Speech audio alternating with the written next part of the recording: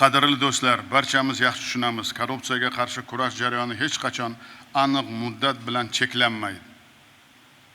Ushbu masalada faqat davlatning sa'y-harakati bilan kutilgan natijaga erishib bo'lmaydi.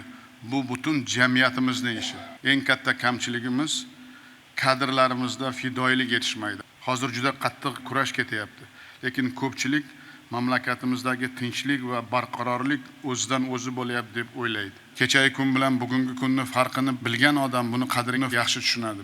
Ochiq aytish kerak, huquq-tartibot idoralari asosan korrupsiyani aniqlash va jazolash bilan ishlab, korrupsiyaviy omillarni yo'qotadigan preventiv choralar e'tiborsiz qolyapti. Korrupsiyani oldini olish omillari bilan ishlash uchun 117 ta vazirlik va idoralardagi korrupsiyaga qarshi ichki nazorat tizimlariga 1285 ta xodim berganmiz. Lekin korrupsiya omillarini bartaraf etishda ularning o'rni ham, mas'uliyati ham mutlaqo sezilmayapti. O'tgan yili 5716 ta korrupsiya jinoyati sodir etilgan bo'lib, 2023-yilga nisbatan 30% ga kamaydi, lekin bunday jinoyat bitta bo'lsa ham favqulodda holat sifatida qarashimiz zarur.